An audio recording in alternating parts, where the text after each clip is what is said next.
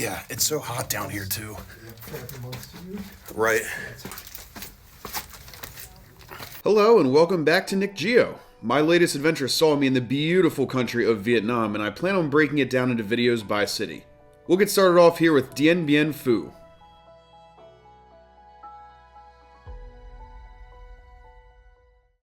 Following a very long and arduous trip, I have finally landed in Vietnam, and with a real quick internal flight, we are in Điện Biên Phu. The significance of this place being that it is where the French finally fell and Vietnam and the rest of Indochina got full independence. Joining me on the whole trip will be Zach, who you might remember from the Canada video, and we'll have a few others joining for a few other cities. So, do stay tuned.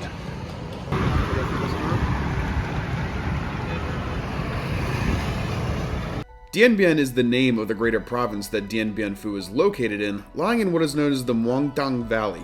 It's only about 10 kilometers from the border of neighboring Laos and has a population of about 80,000 people, though that's of 2019 and it seems to be growing rapidly. As stated at the top, Điện Biên Phu is pretty much exclusively known for the battle that ended the First Indochina War from 1946 until 1954, bringing independence from France thanks to the Viet Minh. You may also know of this from the Billy Joel song. You very much need to hustle. There's no street lights telling you when to cross. You just kind of have to be aggressive and cross. That's all part of the experience, right? Much of the appeal of Điện Biên Phu is just simply being here. We're going to check out some of the monuments and cemeteries tomorrow. But as for now, we're just going to walk around. Looks like there's something kind of neat up here. The view from up here is absolutely immaculate. And we didn't even get all the way to the top yet. Looks like there's a trail over here we can take a look around too. So this is actually the Victory Monument, as you recalled earlier, the significance of this area, Điện Biên Phu. Looks like it's an entire monument and definitely lights up at night. As you can see, there's a bunch of lights around here. See what's back here. Looks like there's more areas to explore. The Victory Monument is cast from 217 tons of copper, coming in at a 12.6 meter height, sculpted by Nguyen Hai. Though composition of the monument goes back to 1964, the casting wasn't started until 2003, being inaugurated a year later. The statue sports 3 soldiers standing back to back, holding a small child to represent the next generations, as well as a flag and some flowers. In front of it is a stone relief that features chapters from the entire campaign, as this was a strategic battlefield in combating the French colonizers. Ahead of us we see one of the Communist Party headquarters, most likely for either the region or the city. I'm not entirely sure which. We can thank Zach's Google Translate for figuring that one out for me real quick.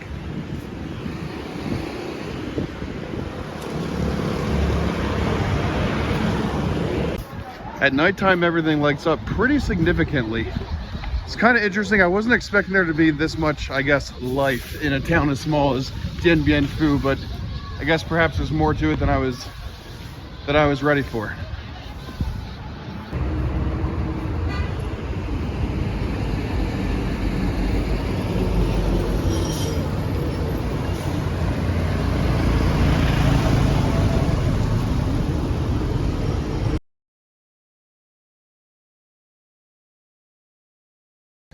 Beginning off the first full day in Vietnam with the Martyrs Memorial in Điện Biên Phu. It's actually quite beautiful, as you can see.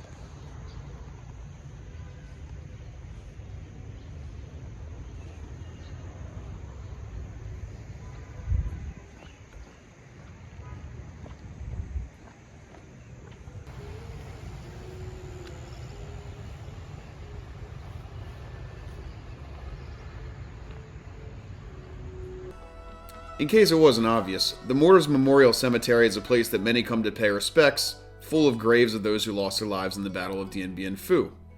It was built in 1958, surrounded by lots of vegetation while music plays to add to the atmosphere before leading up to the main monument.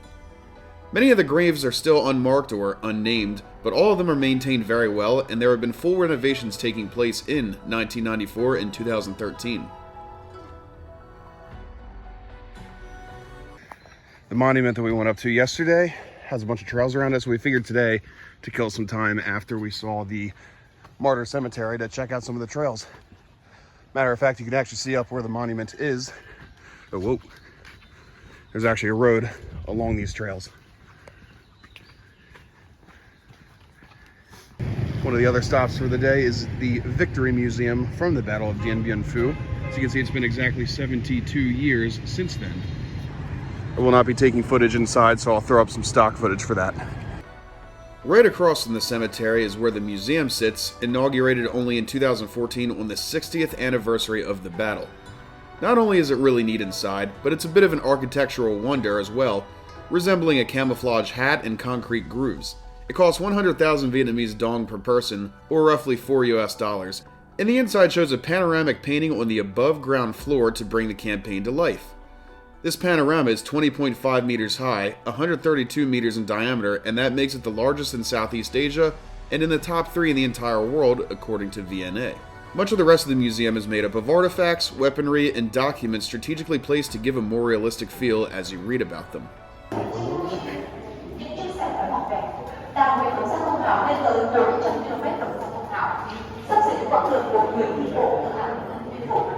The last stop for Dien Bien Phu is a trip up to the A1 hill, which is where the famous battle took some of its most significance. Looks like a pretty long and steep trail to get there, but I imagine it's going to be pretty cool from the very top when we get there.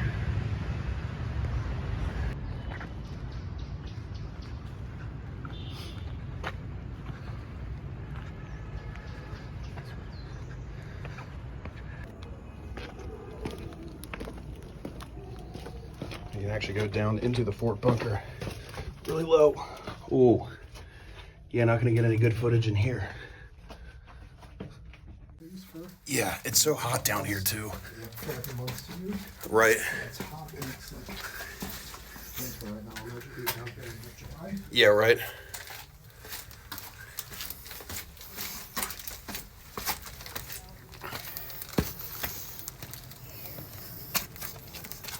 Lastly, but certainly not least, the A1 hill was probably my favorite part of the short Dien Bien Phu leg, showing remnants of the actual battle, complete with tunnels, trenches, and things left over from it. By 1954, French forces were rapidly losing popularity to the Viet Minh, and France occupied the city to cut nationalist supply lines that ran into Laos. General Vo Nguyen Giap surrounded the fortified French base with 40,000 men, using very heavy artillery and overrunning the base despite the US aid being sent to the French. Due to such disarray, the French government sought an end, which was negotiated in this thing you might have heard of known as the Geneva Conference.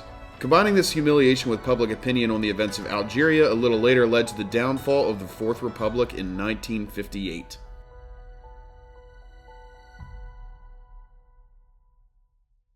Before headed back to the room and then getting to the airport for our next leg of this, we had to try some banh mi. As you know, that is pretty much like the go-to food for tourists here.